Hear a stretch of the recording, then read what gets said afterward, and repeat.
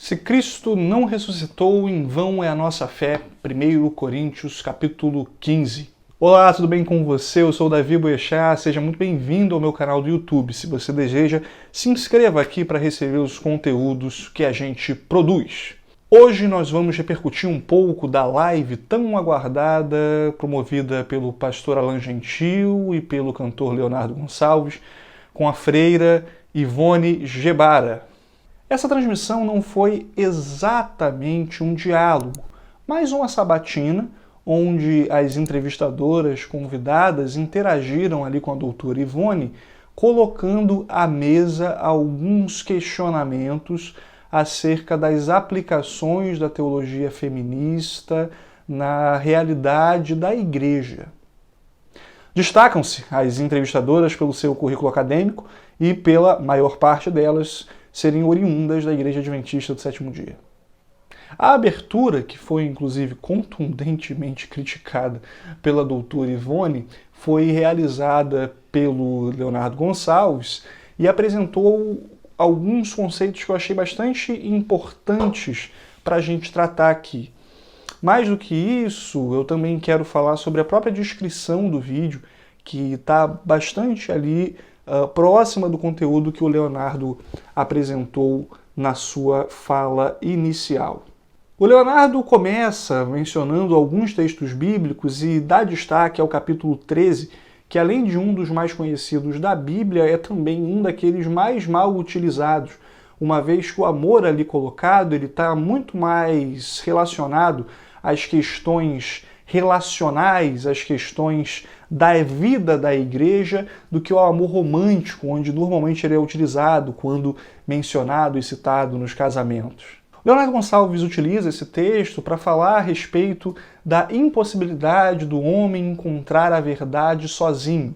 Ele usa no sentido de falar que nós vemos como num espelho. E o espelho, no contexto do Império Romano, era um metal de aço escovado, algo que não dava fidelidade para aquele que buscava encontrar o reflexo. Nas culturas mais antigas, a melhor forma de você ter uma imagem fiel de si mesmo era utilizando o reflexo da água. E é daí que vem aquele mito do Narciso, que, achando muito bonita a sua imagem, acaba se afogando. Esse texto de Paulo vem no sentido de mostrar para nós que, bem, nós enxergamos as realidades espirituais de forma insuficiente. Nós não conseguimos em nós mesmos encontrar o todo.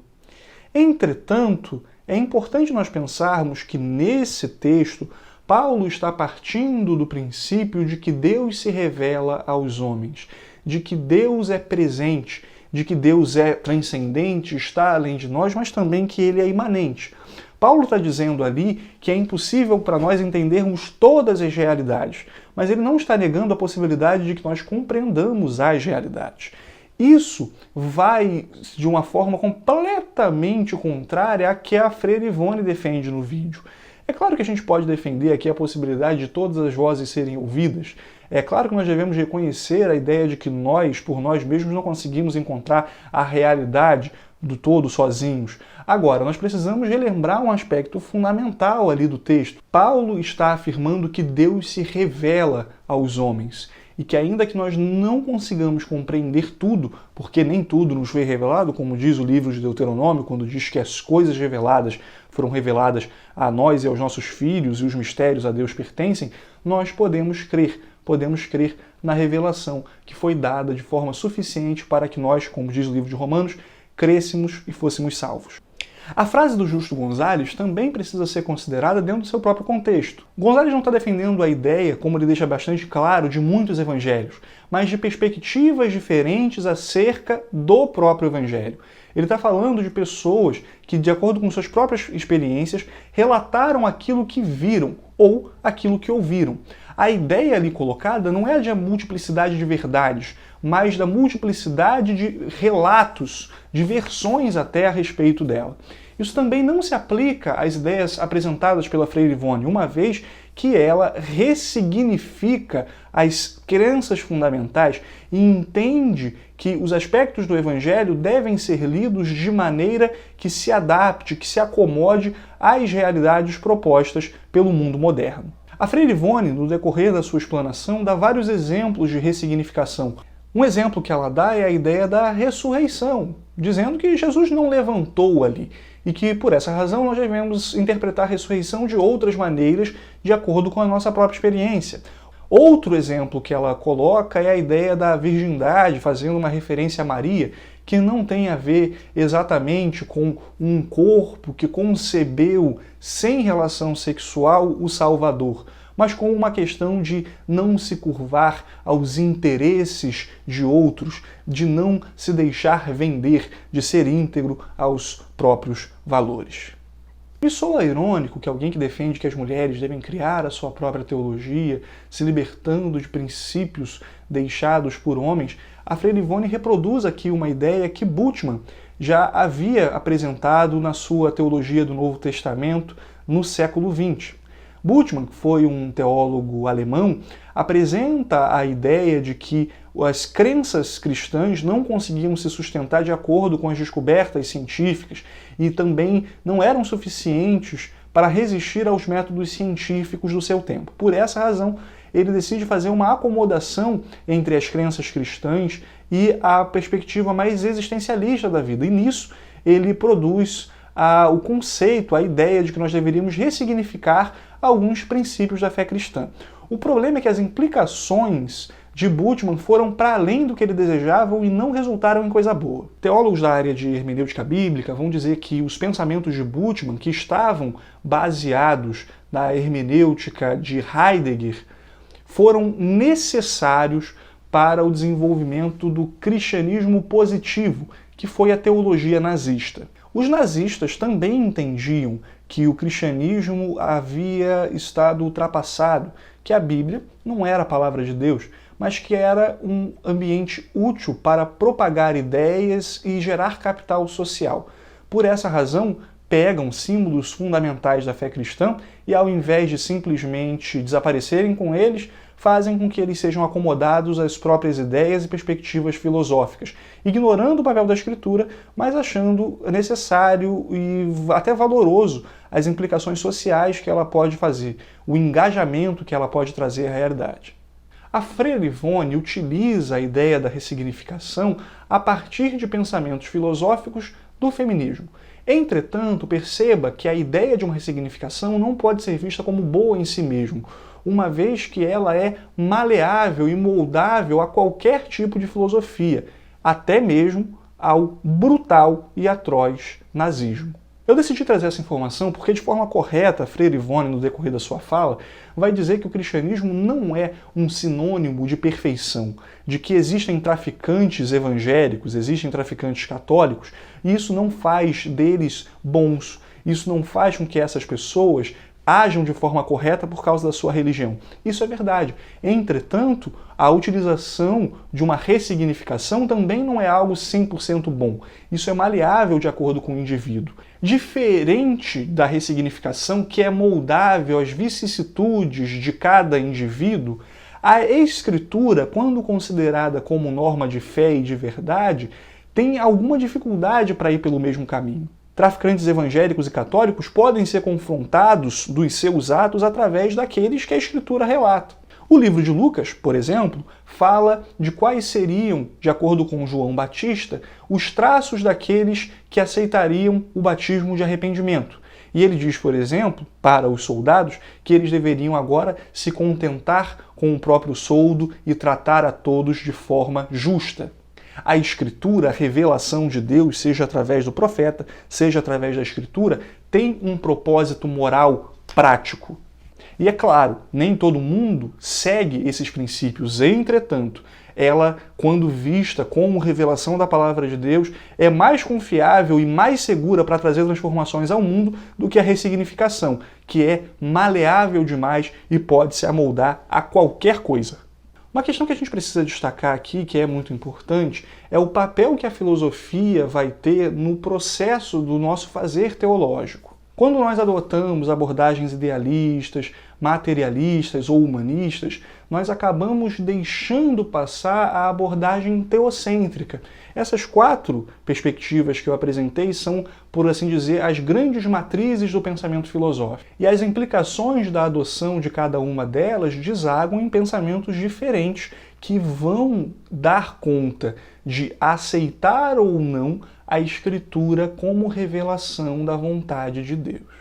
E as ideias da Freira Ivone não vão apenas naquilo que ela vai chamar de mitos, como a questão da ressurreição, a questão da encarnação virginal ou de outros aspectos que são fundamentais para a fé cristã, mas ela ataca também o próprio ser de Deus. As definições do ser de Deus para a Freira Ivone têm muito mais a ver com os pensamentos trazidos pelo panteísmo do que aqueles trazidos pelo teísmo bíblico. A Freira Ivone considera Deus algo que vai se mudando com o tempo e com algo que está em tudo. Uma outra questão também que ela apresenta de forma diferente é a ideia do que é Deus e do que é o diabo, que ela coloca como sendo questões assim bastante interiores e próximas de nós, que basicamente significariam o que é bem e o que é o mal. Quando eu penso nesses contrastes possíveis, eu me lembro de que, pela ciência da religião, a fé cristã é colocada como uma religião de revelação. Revelação porque crê que Deus se revelou, especialmente através do seu livro. Enquanto isso, outras religiões, como aquelas que adotam posicionamentos panteístas, estão dentro das religiões de mistério, ou seja, elas buscam encontrar na natureza e em outras fontes significados importantes. Isso me faz pensar um pouco em como a religião cristã é de fato distinta, é diferente. Mais do que isso, eu fico pensando no valor insubstituível do que é a Escritura no processo do fazer teológico e de como nós cremos diferente da Freira Ivone no sentido de que a Escritura precisa ser fonte, precisa ser norma, como criam os reformadores, daquilo que cremos. Até aqui, então, a gente vê que a abordagem filosófica que a gente adota para enxergar o mundo, que a gente pode chamar de cosmovisão, vai desaguar em possibilidades ou impossibilidades de considerar a Bíblia como palavra de Deus. E ao tirar a Bíblia como palavra de Deus, ou ao aceitar a Bíblia como palavra de Deus, nós temos desdobramentos diversos que podem fazer com que nós creiamos ou não em crenças fundamentais, como sendo reais ou como sendo apenas alguns mitos. Isso vai fazer com que nós desejemos nos agarrar a essas questões ou reinterpretá-las. Os apóstolos, dentre outros tantos mártires, morreram por crer na literalidade dessas crenças. Morreram porque faziam parte da igreja que cria e defendia a literalidade dessas doutrinas. Eles não morreram por estarem apenas contra o Império Romano ou por serem uma minoria religiosa malquista, mas eles morreram por conta de requisições radicais que faziam a respeito daquilo que criam. E apesar de não serem contrários ao Estado, eles se recusavam a cultuar outros porque consideravam Cristo precioso demais. Os primeiros cristãos não morreram por mitos, morreram por realidades. Hoje eu vivo não por causa de mitos, mas eu vivo por causa de realidades espirituais. Uma outra questão, que essa eu acredito que já seja secundária em relação aos pontos assim mais importantes que foram trazidos na entrevista da Freira Ivone, são as que ela diz respeito a algumas questões relacionadas à história. De fato, quando a gente estuda a história do cristianismo, a gente consegue perceber o quanto de erros que a fé cristã cometeu. E para um adventista isso não é nenhuma dificuldade. Para uma igreja que tem como importante livro O Grande Conflito de Ellen White, acreditar que a igreja cristã matou e fez absurdos na sua história não é algo assim tão surpreendente. Entretanto, é importante a gente resgatar alguns dados históricos que mostram as contribuições positivas da fé cristã. Não porque elas sejam assim para a gente conseguir justificar o erro que foi cometido, mas para a gente mostrar a realidade de uma forma mais abrangente. Quando nós consideramos a Reforma Protestante, por exemplo, nós vemos que homens e mulheres tiveram acesso à educação. A ideia que Lutero tinha quando compõe o seu catecismo, que foi um primeiro material didático utilizado nas escolas, nas primeiras escolas públicas financiadas pelo Estado, Lutero tinha a concepção de que os camponeses, homens e mulheres, deveriam ter acesso às escrituras, deveriam ter a possibilidade de pensarem nas escrituras e raciocinarem através delas. Nesse sentido, Vejamos, a Bíblia tem um papel importante na educação e o fato da Bíblia ser uma revelação de Deus para todos fez com que homens e mulheres, que até então, e na grande maioria da Europa, eram analfabetos, tivessem acesso à educação formal. Mais do que isso, a própria Reforma Protestante traz para nós também o papel das mulheres. Quando a gente pensa na esposa de Lutero, a Catherine von Bora, a gente deveria considerar que sem a administração da vida que ela fez de Lutero e também das finanças dele, talvez a reforma não tivesse tido a abrangência que teve. Von Bora, portanto, deve ser considerada quase que em grau de igualdade e de contribuições com a reforma protestante às do seu marido, Martim Lutero. As mulheres que durante muito tempo tiveram seu trabalho restringido ao lar também foram importantes na formação de grandes pessoas. O caso da Susanna Wesley e dos seus filhos, por exemplo, é um exemplo disso. Susanna era uma intelectual e isso se refletiu na história de 2 dos seus filhos, que foram John Wesley e também do seu irmão Charles, que foi um grande compositor, um grande músico. Todos eles servindo a Deus com os dons e talentos aprendidos, em grande parte, nas suas casas. Sobretudo, aprenderam a amar a Deus e a temer a Ele através do exemplo de uma grande mulher. Mas a reforma fez com que as mulheres também fossem além dos seus lares. Quando a gente pensa na reforma radical, que é de onde o adventismo vai sair, a reforma radical dá espaço às mulheres, espaço de pregação às mulheres, dá espaço de liderança às mulheres. As mulheres tinham um papel ali na reforma radical maior do que o atribuído pelo catolicismo ou pela reforma magistral. A gente pode pensar até em alguns movimentos mais tardios, como o Exército da Salvação, no século XIX, que deu um espaço de liderança muito grande às mulheres. A gente pode pensar também no século XIX na ideia da reforma da temperança, defendida nos Estados Unidos, que teve mulheres como a Carrie Nation como uma das grandes líderes. Ou seja, no decorrer e no decurso da história, as mulheres cristãs tiveram papéis fundamentais no avanço da pregação e até mesmo, em alguns casos, da liderança. Isso tudo me faz pensar um pouquinho acerca de questões mais próprias do Adventismo do Sétimo Dia, levando em consideração as discussões que já se estendem há anos sobre a ordenação feminina e o papel das mulheres no ministério pastoral.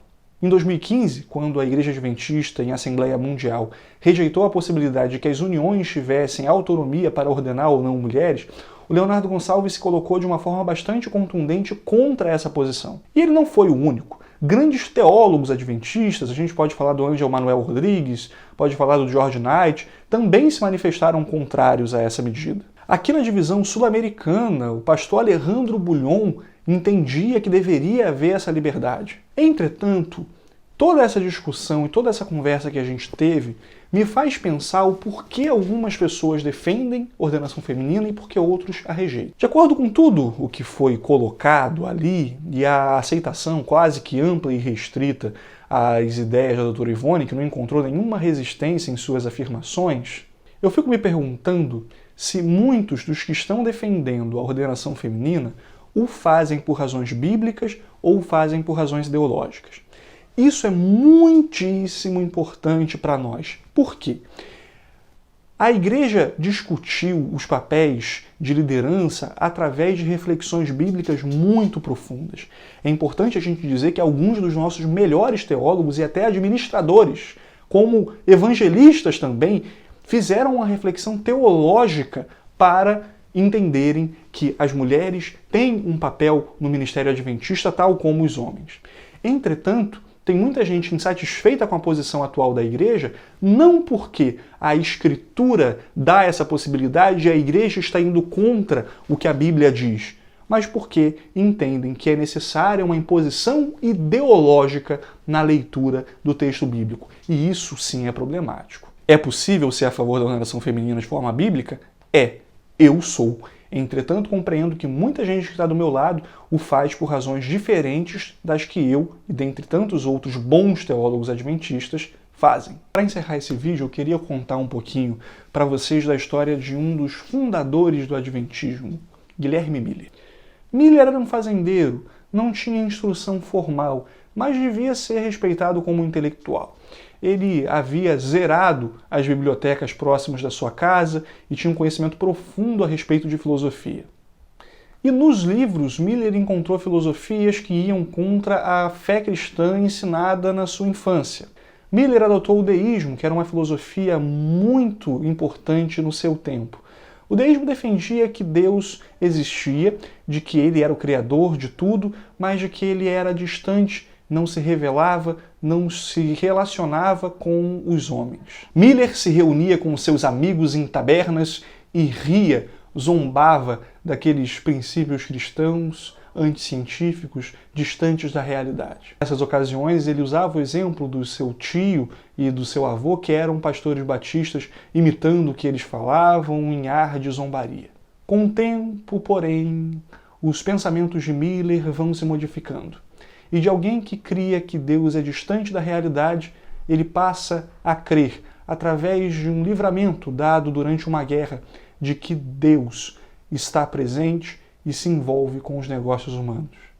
Essa mudança na perspectiva filosófica de Miller faz com que ele passe a acreditar na Bíblia como palavra de Deus, como revelação confiável. E isso, por sua vez, faz com que o seu coração se encha de esperança. Miller deixa de acreditar nos avanços científicos, nas possibilidades de organização humana para trazer um mundo melhor. Não que isso não fosse possível, mas de que a solução final para todas as coisas não poderia residir no homem, que é o culpado dos seus próprios problemas. Ao invés disso, Jesus, Deus, precisaria intervir na história e, com o fim desse estado de coisas, inaugurar uma nova era. Miller substitui uma filosofia imanente pela transcendência e encontra na volta de Jesus, nas nuvens dos céus, a esperança que necessitava para a sua vida. A transformação de Miller é evidente. Ele deixa de ser alguém que zombava para alguém que pregava. E de alguma forma nós somos herdeiros, não de todas as ideias de Miller, mas da sua esperança, que se solidificou numa estrutura denominacional chamada Igreja Adventista do Sétimo Dia, que serve com as suas igrejas locais, escolas, instituições em geral, para pregar que Jesus voltará a essa terra dentro em breve. Filosofia, teologia, fonte de autoridade importam para nós sermos ainda um povo que crê no advento de Cristo Jesus e vivermos com base nessa esperança. Nós não somos uma religião de mistério, mas servimos a um Deus que se revelou e por isso cremos nele. Há algum tempo atrás eu lia a respeito do impacto da pregação cristã na Índia. Os hindus têm algumas crenças um pouco problemáticas para as mulheres no seu contexto.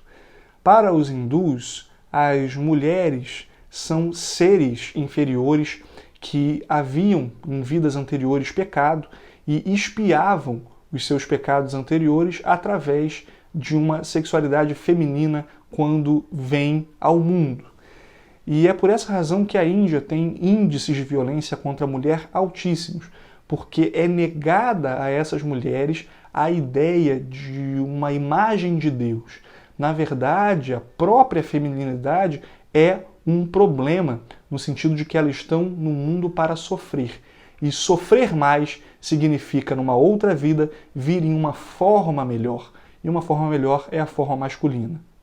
O que o cristianismo faz nessas comunidades, quando chega e provoca transformações, é fazer com que as mulheres sejam vistas como criaturas, à imagem e semelhança de Deus, como gente que é digna em si mesma. E mulheres, nesse sentido, deixam de ser violentadas, deixam de ser estupradas, deixam de ser mortas. Por quê? Porque a vida delas é válida. É válida porque Deus as criou, é válida porque Cristo morreu por elas. Dignidade humana é dada através da pregação do cristianismo. Olhamos para a história e vemos os horrores promovidos pelo cristianismo, nós devemos olhar novamente para a história e ver as grandes bênçãos trazidas pela pregação do Evangelho. E é essa escritura que apresenta verdades e não mitos que fazem essas transformações. É claro que nós devemos pensar acerca da filosofia, é claro que nós devemos pensar acerca da hermenêutica, isso é muito importante para a forma e abordagem que nós vamos ter da Escritura. Nós não lemos a Bíblia de forma completamente literal, pelo fato de que ela não é completamente literal. A Bíblia contém parábolas, a Bíblia apresenta figuras de linguagem. A Bíblia é uma obra literária e deve ser considerada dessa maneira. Um intérprete cristão conservador considera a Bíblia como um todo homogêneo de literalidades. Entretanto, abordagens que excluem Deus como centro da nossa reflexão deveriam ser consideradas como um risco e não como uma colaboração à fé cristã. A ajuda que falas, como a da doutora Ivone, trazem para nós é a de nós compreendermos o que é o erro e de como devemos nos portar com a verdade. Mostram ainda que quando nós nos afastamos de abordagens filosóficas e abordagens hermenêuticas adequadas para a compreensão do texto, nós nos afastamos dele de tal maneira que todo o edifício teológico do cristianismo desaba. A razão da nossa esperança não se coloca apenas por dinâmicas e forças de poder. Nós não cremos no que cremos, entregamos a nossa vida e construímos instituições porque queremos manter a submissão das mulheres aos homens. Fazemos isso porque Deus se revelou através da sua palavra. E é através disso que nós temos esperança para um mundo melhor. Imediatamente aqui, com a construção de uma visão cristã sobre a realidade, mas sobretudo no dia em que Cristo Jesus virá das nuvens dos céus e nos resgatará. E posteriormente instaurará nessa terra um mundo perfeito, onde machismo não mais existirá, porque pecado e pecadores não mais existirão. Eu espero que você se comprometa com o combate aos males que o nosso mundo apresenta, mas que, sobretudo, você esteja ciente de que não deve aderir a erros para construir um mundo melhor nessa terra, uma vez que a eternidade cobrará de nós as posturas que tomamos aqui. Eu espero que esse vídeo tenha sido uma bênção para a sua vida. Se você gostou, curta e se inscreva aqui no canal para receber mais conteúdos. Que Deus abençoe sua vida. Até a próxima. Tchau!